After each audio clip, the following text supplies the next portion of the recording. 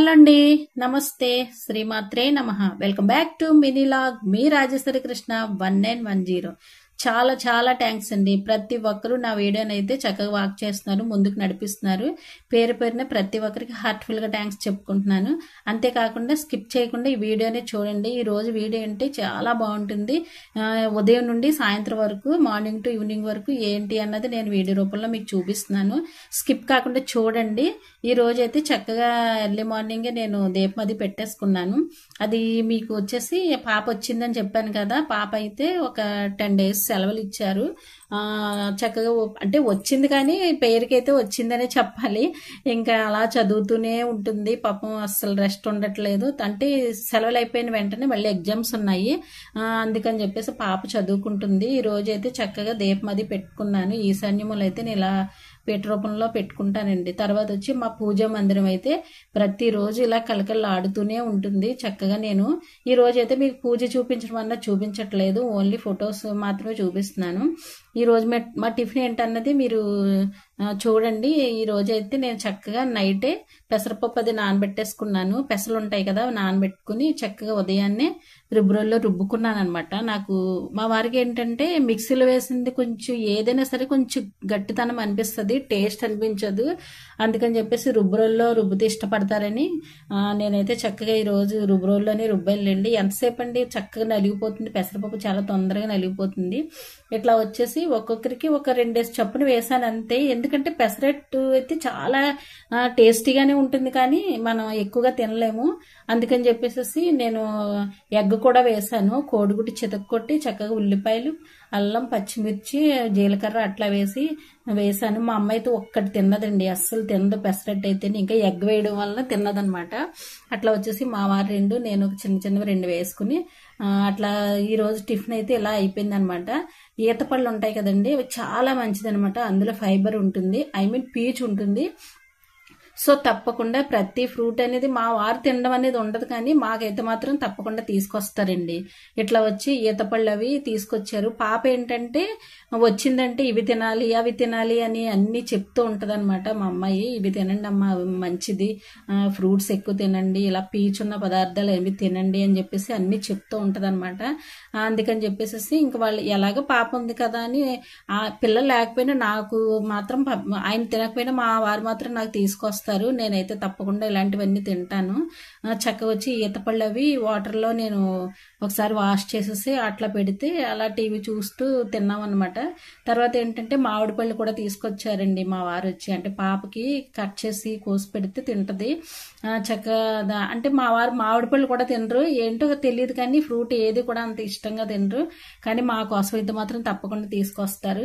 అట్లా వచ్చి నేను దేవుడికి ఒక 2 పళ్ళు మూలన పెట్టేశాను. అంటే దండం పెట్టుకుంటాం కదా, అలా పెట్టేసి తర్వాత ఒక 2 పళ్ళు వచ్చేసి అత్తయ్య మావయ్య ఫోటో దగ్గర పెట్టాను. మా అత్తయ్య గారికి వచ్చేసి మామిడి పండు అంటే చాలా ఇష్టం. అందుకని తప్పకుండా ఫస్ట్ వచ్చినప్పుడు మాత్రం మా అత్తయ్య గారికి మావయ్య గారికి ఫోటో దగ్గర పెడతానమాట. ఇట్లా వచ్చేసి ఈరోజు చేప తీసుకొచ్చారండి. చేప అయితే చాలా బాగుంది, చాలా పెద్ద చేపే. అక్కడే మార్కెట్లోనూ కోయించేసి తీసుకొస్తారనమాట. ఇట్లా వచ్చి నేను ఉప్పు అది వేసి చక్కగా 4-5 times అట్లా కడిగేసి అలా నేను మళ్ళీ ఇంకో వేరే గిన్నెలో పెట్టుకుంటున్నాను అనమాట.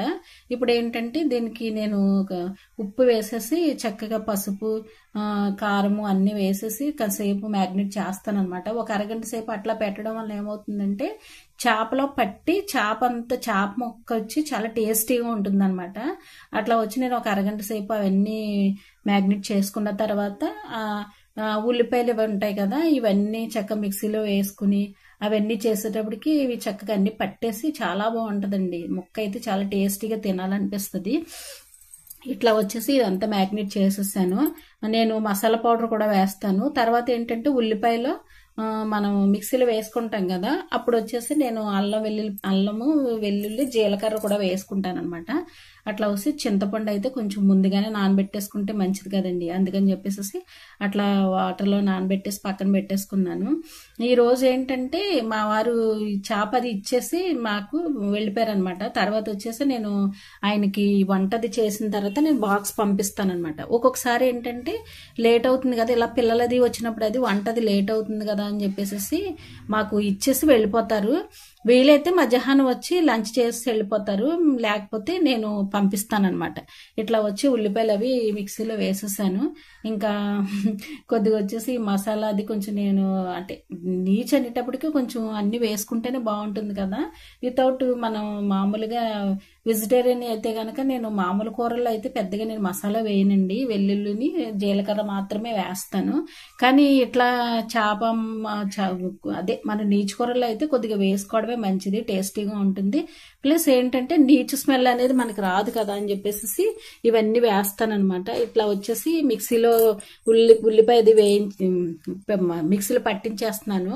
పట్టించేలాగా ఇలాగా మనకి చేప ఉంటుంది కదా, చేప అయితే చక్కగా ఉప్పు కారంతో పట్టేసి ఉంటుందేమో. చేపల పులుసు అయితే చాలా టేస్ట్ ఉంటుందండి. ఇట్లా వచ్చేసి నేను చాలా నెమ్మదిగానే చేసుకుంటున్నాను, ఎందుకంటే బాక్స్ పెట్టే కంగారు ఏమీ లేదు. ఇట్లా వచ్చేసి నేను ప్రతి పులుసుల్లోనూ కూడా నేను మెంతులు ఆవాలు కొద్దిగా వేసుకుంటాను అనమాట. అంటే ప్రతి కూరల్లోనూ అవసరం లేదులేండి, నేను మామూలు కూరల్లో కూడా నేను ఎక్కువగా మెంతు పౌడర్ కానీ మెంతులు కానీ యూస్ చేస్తూ ఉంటాను. అంటే మనకి ప్రతి ఒక్కరు మెంతులు వాడడం చాలా మంచిదండి, చలవ చేస్తుంది. మళ్ళీ ఉడుకుంటే చనిపోతుంది, అంటే ఉడుకునేది ఉందనుకోండి పోతుంది. అట్లా వచ్చేసి కరివేపాకు కూడా పులుసులో వేస్తాను, ఎందుకంటే కరివేపాకు మనం పర్టికులర్గా తినాలంటే తినలేము. ఇట్లా మన పులుసులో వేసామనుకోండి చక్కగా మనకి చూడడానికి అందంగానే ఉంటుంది, మన బాడీలోకి వెళ్తుంది అనమాట. ఇట్లా వచ్చి పులుసుకి ఉప్పు కారం అంటే చేపలు అనేసరికి మనకి ఉప్పు ప్లస్ మళ్ళీ కారం ఎక్కువగా పట్టించాలి, కొంచెం ఎక్కువగానే వేసుకుంటే మంచిది.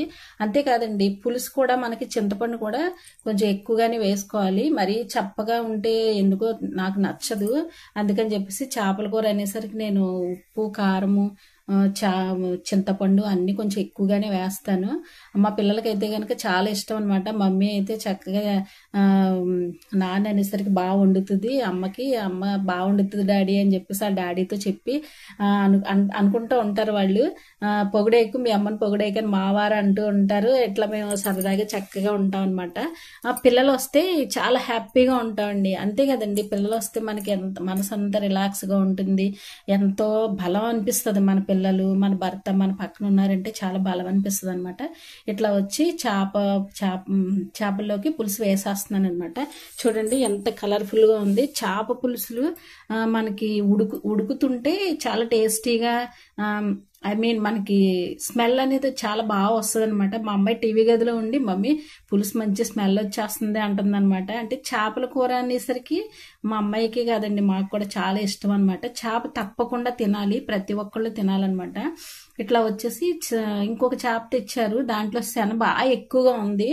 అదేం చేశానంటే చక్కగా నేను ఫ్రై చేశాను అనమాట. ఫ్రై అయితే మాత్రం అలా టీవీ చూస్తూనే స్పూన్తోనే తినేస్తారు మా ఇంట్లో అయితేనే. అట్లా వచ్చేసి భోజనాలు అన్నీ అయిన తర్వాత ఈవినింగ్ టైంలో చక్కగా అలా కూర్చుని తింటాం అనమాట. శన కూడా చాలా టేస్టీగా ఉందండి. ఇది కూడా చక్కగా మసాలా పౌడర్ వేసి ఉప్పు కారం వేసి చక్కగా చాలా బాగా చేశాను. అలా వంట అయిపోయిన తర్వాత ఇక ఇంట్లో పనులు ఉంటాయి కదండి మనకి, పిల్లలతో పాటు మనకి పని కూడా ఎక్కువగా ఉంటుంది. మా వారి బట్టలు అయితే చాలా వరకు అలా పక్కన పెట్టేశాను.